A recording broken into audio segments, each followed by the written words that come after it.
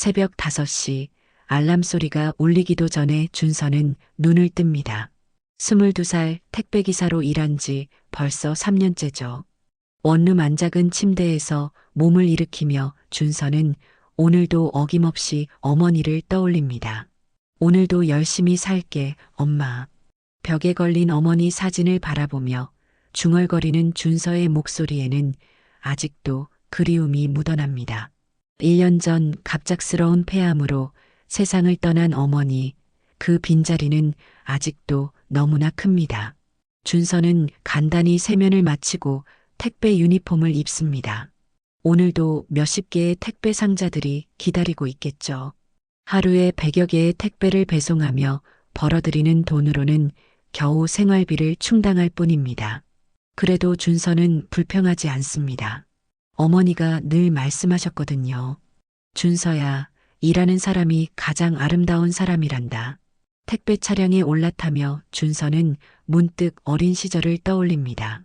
어머니 혼자 키우느라 고생이 많으셨는데 그럴 때마다 어머니는 아버지 이야기를 꺼내곤 했습니다. 내 아빠는 정말 멋진 사람이었어. 세상에서 가장 따뜻하고 용감한 사람이었단다. 하지만 준서가 기억하는 아버지는 그 이야기뿐입니다. 사진 한 장, 편지 한 통 남겨두지 않고 떠난 아버지. 어머니는 아버지가 사고로 일찍 세상을 떠났다고만 말씀하셨죠. 첫 번째 배송지에 도착한 준서는 무거운 상자를 들어 올립니다. 어깨가 아파도 참습니다. 이런 일상이 반복되는 게 그에게는 당연한 일이니까요. 하지만 가끔 문득 드는 생각이 있습니다. 나에게도 가족이 있었다면 어땠을까? 점심시간 편의점에서 삼각김밥 하나로 때우며 준서는 지나가는 가족들을 바라봅니다. 아버지가 아이를 어깨에 태우고 걷는 모습, 할머니가 손자의 손을 잡고 천천히 걸어가는 모습, 그런 평범한 풍경들이 준서에게는 부러움으로 다가옵니다. 오후 배송을 마치고 집에 돌아온 준서는 어머니의 유품이 담긴 작은 상자를 꺼냅니다. 낡은 반지 하나, 몇 장의 사진, 그리고 어머니가 쓰던 일기장. 이게 준서에게 남은 전부입니다. 엄마, 보고 싶어요.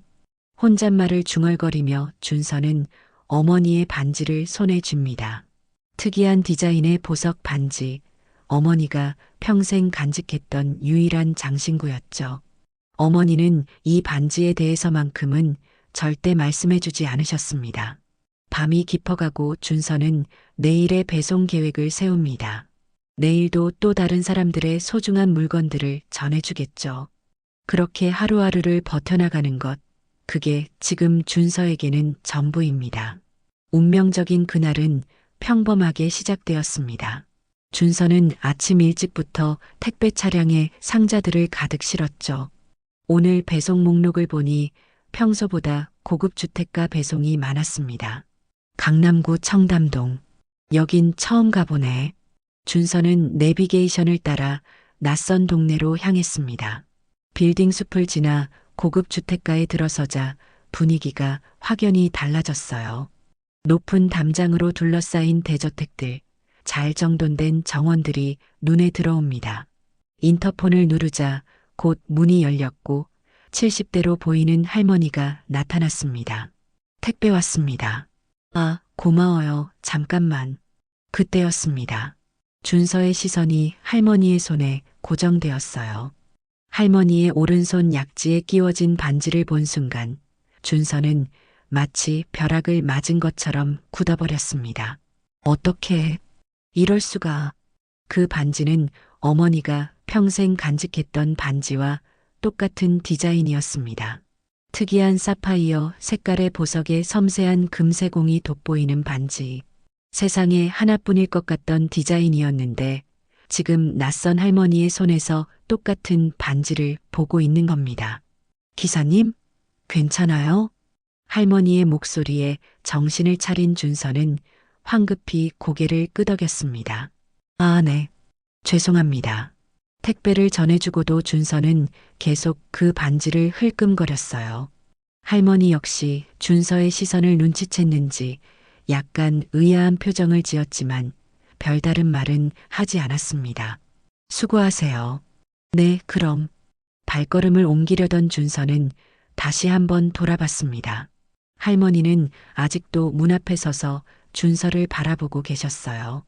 그 눈빛에는 뭔가 알 수 없는 감정이 담겨 있었습니다. 나머지 배송을 마치는 동안 준서의 머릿속은 온통 그 반지 생각뿐이었습니다. 우연의 일치일까요? 아니면 정말로 무슨 연관이 있는 걸까요? 집에 돌아온 준서는 서둘러 어머니의 유품 상자를 꺼냈습니다. 손이 떨렸어요. 어머니의 반지를 꺼내 자세히 살펴보니 오늘 본 할머니의 반지와 정말 똑같았습니다. 보석의 색깔, 세공의 세밀함, 심지어 반지 안쪽의 작은 문양까지. 이게 대체 뭐지? 준서는 반지를 들고 한참을 멍하니 바라봤습니다. 가슴이 두근거리기 시작했어요. 어머니가 왜 이 반지에 대해 아무 말씀도 안 하셨는지, 그 할머니는 누구인지, 그리고 이 모든 게 우연일 수 있는지. 밤늦게까지 잠들지 못한 준서는 계속 그 반지를 만지작거렸습니다. 마치 이 작은 반지가 자신이 몰랐던 어떤 비밀의 열쇠인 것 같았거든요. 엄마, 어쩌면 할머니를 만난 것 같아. 혼잣말을 중얼거리며 준서는 내일 다시 그 집에 가봐야겠다고 마음먹었습니다. 뭔가 알아내야 할 것 같은 강한 충동이 밀려왔어요. 이틀 후, 준서는 다시 그 동네를 찾았습니다. 이번에는 배송할 택배가 없었지만 그냥 지나칠 수가 없었어요. 가슴속 깊은 곳에서 뭔가가 계속 그를 이끌고 있었거든요. 대저택 앞에서 한참을 망설이던 준서는 용기를 내어 인터폰을 눌렀습니다. 심장이 쿵쾅거렸어요. 누구세요? 저, 이틀 전에 택배 배송 왔던 사람입니다. 혹시 잠깐 뵐 수 있을까요? 잠시 침묵이 흘렀습니다. 준서는 거절당할까봐 조마조마했어요. 아, 그때 그 젊은이? 들어오세요. 문이 열리고 할머니가 나타났습니다. 가까이서 보니 더욱 자세히 보이는 그 반지. 준서는 가져온 어머니의 반지를 꺼냈어요. 할머니, 혹시 이 반지 보신 적 있으신가요?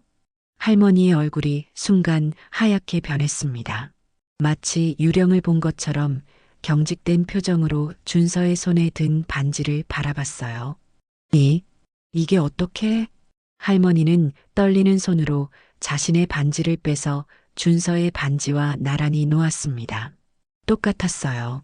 완전히 똑같은 두 개의 반지가 햇살 아래 같은 빛을 반사하고 있었습니다. 이건 내 아들이 만들어준 반지야. 세상에 단 두 개만 있다고 했는데. 명자 할머니의 목소리가 떨렸어요. 그때 준서는 처음으로 할머니의 이름이 명자라는 걸 알았습니다. 아들이요? 할머니 아들이 이 반지를 만들어주셨다고요? 그래. 25년 전에 말이야. 내 아들 민호가 사랑하는 여자와 함께 끼려고 똑같은 반지 두 개를 만들었어. 준서의 가슴이 뛰기 시작했습니다. 민호라는 이름, 25년 전이라는 시간, 그리고 사랑하는 여자. 모든 퍼즐 조각들이 맞아떨어지는 것 같았어요. 혹시 그 여자분 이름이 김수진이었나요? 명자 할머니는 깜짝 놀라며 준서를 바라봤습니다. 어떻게? 넌 누구니? 제 어머니 이름이 김수진이에요. 그리고 제 아버지는 이민호라고 들었습니다. 그 순간 명자 할머니는 주저앉았어요. 얼굴이 창백해지더니 눈물이 쏟아지기 시작했습니다. 그럼 넌? 제가 할머니의 손자일 수도 있을 것 같아요. 오랜 침묵이 흘렀습니다. 명자 할머니는 한참 동안 준서를 바라보더니 조심스럽게 입을 열었어요. 민호는 내 아버지는 18년 전에 교통사고로 세상을 떠났어. 그때 내가 수진이를 반대하지만 않았어도 할머니의 고백이 이어졌습니다. 아들의 연애를 반대했던 것, 사회적 지위를 따져 결혼을 허락하지 않았던 것, 그리고 그 때문에 아들이 집을 나가버렸던 것까지. 내가 너무 고집스러웠어. 아들의 행복보다 체면을 더 중요하게 생각했지. 그리고 민호가 사고로 죽고 나서야 후회했어. 너무 늦었지만 말이야. 준서는 할머니의 이야기를 들으며 복잡한 감정에 휩싸였습니다. 분노와 서운함, 그리고 동시에 어머니가 왜 그렇게 외롭게 살 수밖에 없었는지 이해가 되었어요. 어머니는 아버지를 끝까지 사랑하셨어요. 그리고 아버지가 좋은 사람이었다고 늘 말씀하셨습니다. 명자 할머니는 더욱 크게 울음을 터뜨렸습니다. 20년 넘게 마음속에 담아두었던 후회와 죄책감이 한꺼번에 쏟아져 나오는 것 같았어요. 그날 이후 명자 할머니는 매일 준서에게 연락했습니다. 처음에는 조심스럽게 마치 깨질까봐 두려워하듯이 다가왔어요. 준서야, 할머니가 저녁 해놨는데 혹시 시간 되면 와서 먹을래? 준서는 처음엔 어색했습니다.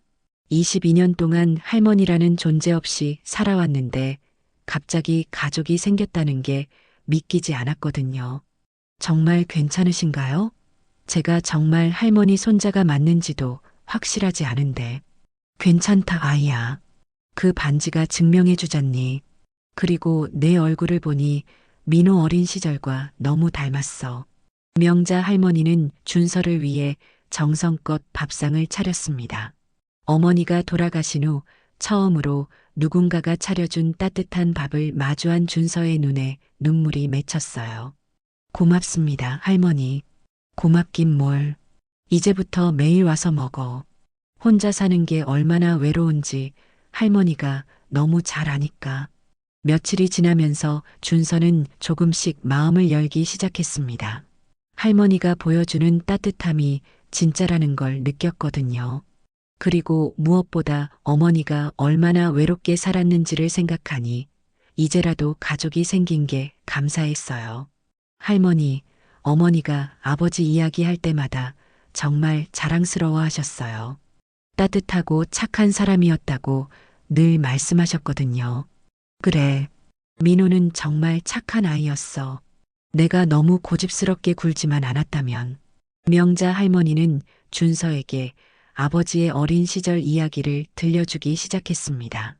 개구쟁이였지만 마음만은 따뜻했던 민호, 어려운 사람을 보면 그냥 지나치지 못했던 아들의 모습들.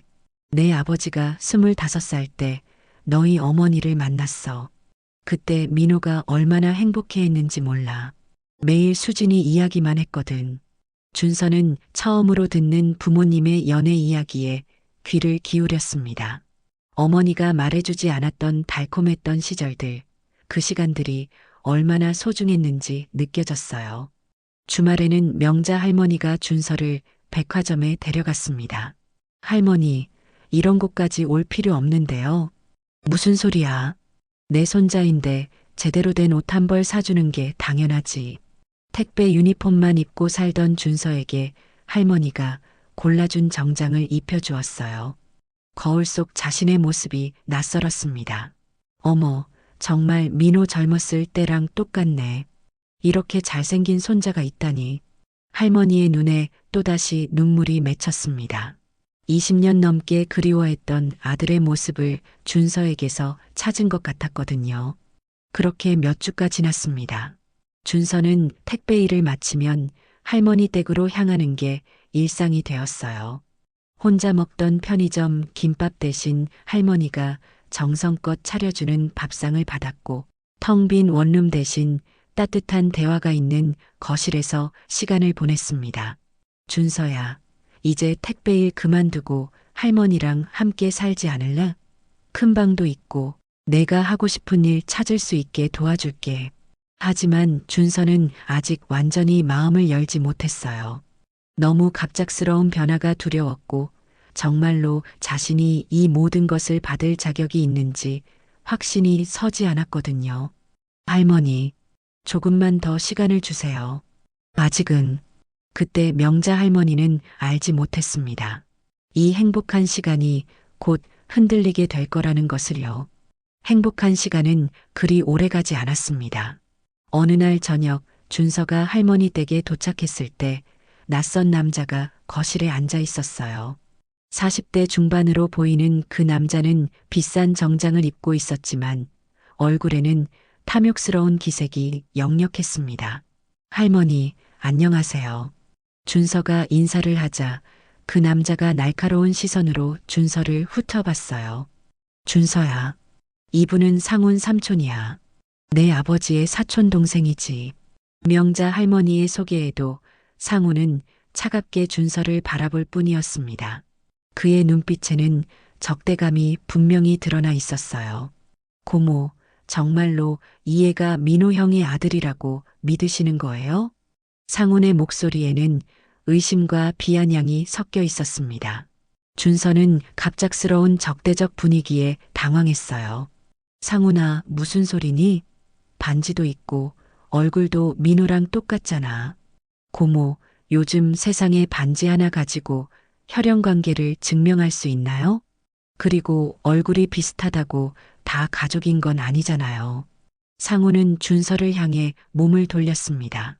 그의 시선이 준서의 낡은 옷차림을 훑었어요. 실례지만 갑자기 나타나서 손자라고 말하는 게 좀 이상하지 않나요? 지금까지 어디 있었던 거죠? 준서는 가슴이 답답해졌습니다. 상훈의 말투에는 자신을 사기꾼 취급하는 뉘앙스가 가득했거든요. 저는 그저 우연히 반지를 보고, 우연이요?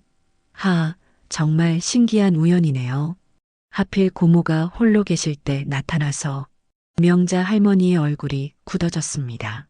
상훈아, 그만해. 준서는 정말 내 손자야. 고모, 저는 고모를 걱정해서 하는 말이에요. 요즘 노인들을 대상으로 한 사기가 얼마나 많은데요.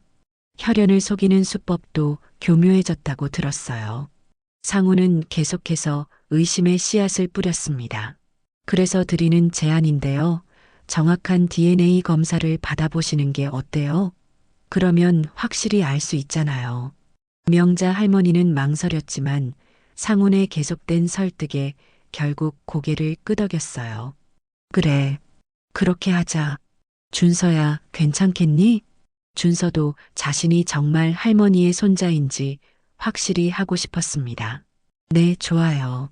며칠 후 상훈이 추천한 검사기관에서 결과가 나왔습니다. 상훈은 직접 결과를 가져왔어요. 명자 할머니가 서류를 펼쳐보는 순간 얼굴이 창백해졌습니다. 이럴 수가. 어떻게. 그 서류에는 혈연 관계 없음이라고 선명하게 적혀 있었어요. 하지만 준서는 뭔가 이상함을 느꼈습니다. 검사기관 이름도 생소했고 서류의 형식도 어딘지 어색했거든요. 고모 보세요. 역시 사기였잖아요. 상훈의 목소리가 승리감에 차 있었습니다. 그런데 그 순간 준서는 상훈의 표정에서 뭔가 어색한 점을 발견했어요. 마치 이미 결과를 알고 있었던 것처럼 보였거든요. 준서야, 이게 대체 어떻게 된 일이니? 준서는 할머니의 의심스러운 눈빛을 견딜 수 없었습니다. 지난 몇 주간 느꼈던 따뜻함이 순식간에 차갑게 식어버렸어요. 죄송합니다, 할머니. 제가 착각했나 봅니다. 준서는 서둘러 집을 나섰습니다. 뒤에서 명자 할머니가 부르는 소리가 들렸지만 돌아보지 않았어요. 가슴이 너무 아팠거든요. 역시 꿈 같은 일이었구나. 집으로 돌아가는 길, 준서의 눈에 눈물이 맺혔습니다. 잠깐이나마 가족이 있다고 믿었던 자신이 바보 같았어요. 역시 자신에게는 가족이라는 건 없는 모양이었습니다. 그날 이후 일주일 동안 준서는 택배 일에만 몰두했습니다. 마치 그 시간들이 모두 꿈이었던 것처럼 행동하려 했어요. 하지만 배송하는 내내 명자 할머니의 실망스러운 표정이 자꾸만 떠올랐습니다. 역시 나는 그냥 택배기사일 뿐이야. 준서는 자신에게 계속 그렇게 중얼거렸어요. 가족이라는 꿈을 꾸었던 자신이 한심하게 느껴졌거든요. 동료 택배기사 형준이 걱정스럽게 물어봤습니다. 준서야, 요즘 왜 그래? 뭔 일 있어? 아니요, 그냥 피곤해서 그래요. 준서는 아무에게도 그 일을 말하고 싶지 않았습니다. 말해봤자 이해받지 못할 것 같았어요. 집에 돌아온 준서는 어머니의 유품 상자를 다시 꺼냈습니다. 그 반지를 보고 있으니 더욱 서글펐어요. 이 작은 반지 때문에 헛된 희망을 품었던 자신이 바보 같았습니다. 엄마, 죄송해요. 제가 너무 욕심을 부렸나 봐요. 한편 그 시각 명자 할머니도 잠 못 이루는 밤을 보내고 있었습니다. 검사 결과가 나온 후에도 마음이 편하지 않았거든요. 정말 내가 착각한 걸까? 명자 할머니는 민호의 방으로 들어갔습니다. 18년 동안 그대로 보존해둔 아들의 방이었어요. 책상 서랍을 열어 낡은 사진첩을 꺼냈습니다. 사진첩을 넘기다가 명자 할머니의 손이 멈췄어요. 민호가 대학생 때 찍은 사진들 사이에 어린아이 사진이 끼워져 있었습니다. 이게 뭐지? 사진 뒷면에는 민호의 글씨로 이렇게 적혀 있었어요. 내 아들 준서 100일 사진. 명자 할머니는 그 순간 무릎이 꺾였습니다. 사진 속 아기의 얼굴은 분명히 지금의 준서와 똑같았어요. 그 아이가 맞았어. 내 손자가 맞았어. 명자 할머니는 오열했습니다. 아들이 이미 준서의 존재를 알고 있었고 몰래 사진까지 간직하고 있었던 거였어요. 그런데 자신은 그 사실을 전혀 몰랐던 겁니다. 상훈이가 뭔가 조작한 게 틀림없어. 명자 할머니는 그제야 상훈의 수상한 행동들을 떠올렸습니다. 너무 빨리 나온 검사 결과, 그리고 마치 미리 알고 있었던 것 같은 태도까지. 다음 날 아침 명자 할머니는 준서의 원룸을 찾아갔습니다. 손에는 민호의 방에서 발견한 사진을 꼭 쥐고 있었어요. 밤새 고민한 끝에 내린 결정이었습니다. 준서야, 할머니야. 문 좀 열어줄래? 문이 열리자 놀란 표정의 준서가 나타났습니다. 할머니, 어떻게 여기까지? 준서야, 미안해. 할머니가 정말 미안해. 명자 할머니의 눈에는 눈물이 가득했어요. 준서를 보자마자 가슴이 미어지는 것 같았거든요. 할머니, 괜찮아요. 검사 결과가 그렇게 나왔으니까. 아니야, 준서야. 내가 맞아. 내 손자가 맞다고. 명자 할머니가 떨리는 손으로 사진을 꺼냈습니다. 이걸 봐. 민호 방에서 찾았어. 사진을 본 준서는 깜짝 놀랐습니다. 어린 시절 자신의 모습이 그대로 담겨 있었거든요. 이게 어떻게? 내 아버지가 몰래 간직하고 있었어. 사진 뒷면을 봐. 사진 뒷면에는 민호의 글씨로 이렇게 적혀 있었어요. 내 아들 준서 100일 사진. 수진이가 보내준 사진. 준서의 눈에 눈물이 맺혔습니다. 아버지가 자신을 알고 있었고 사랑했다는 증거였거든요. 할머니, 준서야, 상훈이가 뭔가 조작한 게 틀림없어. 두 사람이 이야기를 나누고 있을 때 현관 밖에서 발소리가 들렸습니다. 상훈이 명자 할머니를 뒤따라온 거였어요. 고모, 여기 계셨네요. 왜 또 이런 곳까지? 상훈이 방 안으로 들어오더니 준서를 향해 날카로운 시선을 보냈습니다. 고모, 검사 결과가 명확하게 나왔잖아요. 왜 또 이러세요? 명자 할머니가 사진을 들어 보였습니다. 상훈아, 이걸 봐. 민호가 준서의 사진을 간직하고 있었어. 상훈의 얼굴이 순간 굳어졌습니다. 하지만 곧 태연한 척했어요. 고모, 사진 한 장으로 뭘 증명할 수 있죠? 요즘 사진 편집하는 거 쉬운 일이잖아요. 그때 준서가 조용히 입을 열었습니다. 그럼 다시 검사해 보시죠. 이번에는 공정한 기관에서요. 무슨 소리야? 이미 검사받았잖아. 명자 할머니가 날카로운 목소리로 말했어요. 상훈아, 내가 어제 내 횡령건도 확인했어.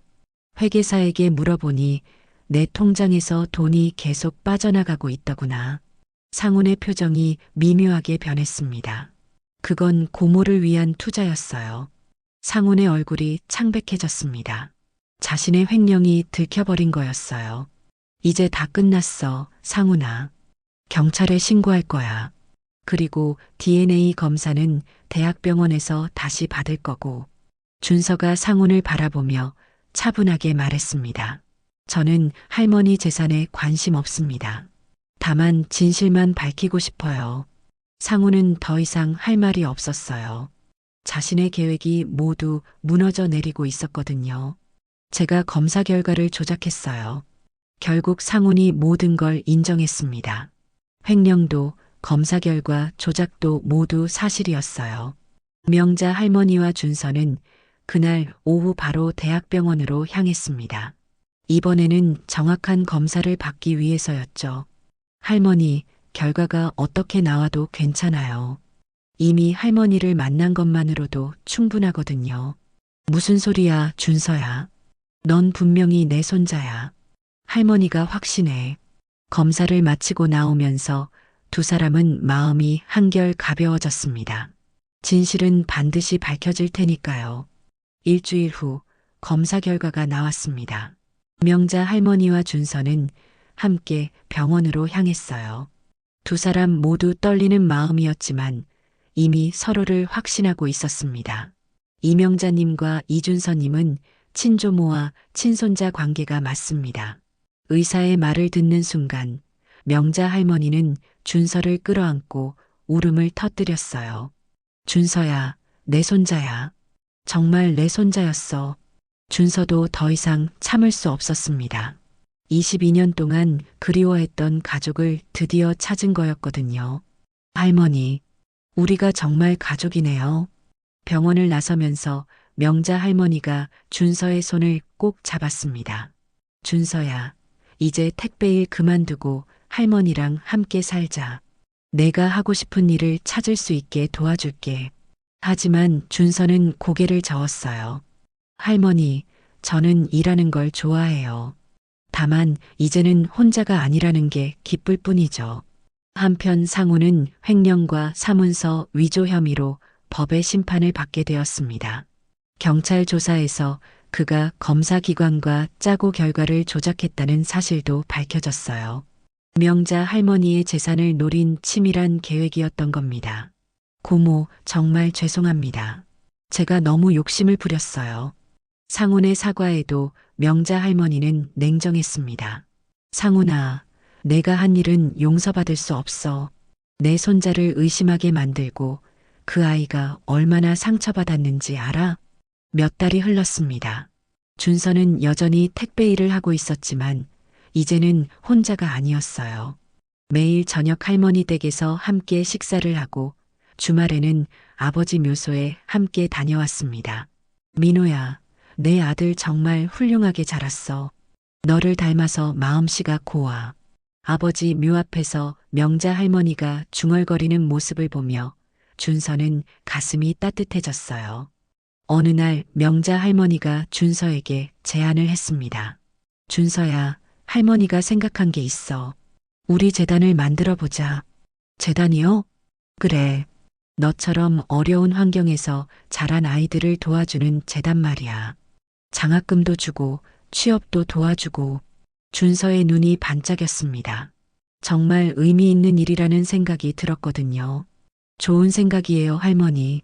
그럼 내가 그 재단을 운영해 보지 않을래? 할머니가 뒤에서 도와줄게. 준서는 잠시 망설였습니다. 택배 일에 익숙해진 자신이 그런 일을 할 수 있을까 싶었거든요. 할머니, 저는 공부를 많이 하지 못해서. 무슨 소리야? 내가 겪은 경험이 가장 큰 자산이야. 그 아이들의 마음을 누구보다 잘 이해할 수 있잖아. 그렇게 준서는 새로운 인생을 시작했습니다.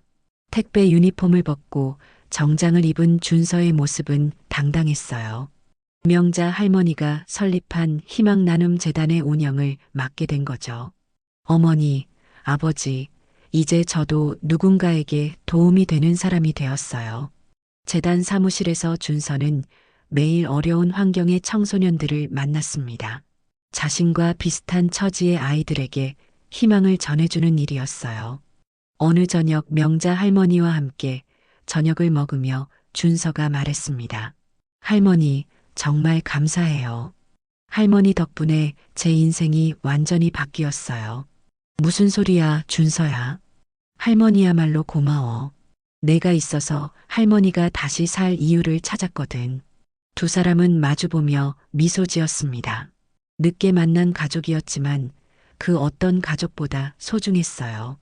창밖으로 따뜻한 노을이 지고 있었습니다. 20년 넘게 각자 외롭게 살아온 할머니와 손자는 이제 진짜 가족이 되어 새로운 시작을 하고 있었어요. 작은 반지 하나가 맺어준 운명적인 만남, 그리고 그 만남이 만들어낸 아름다운 이야기였습니다.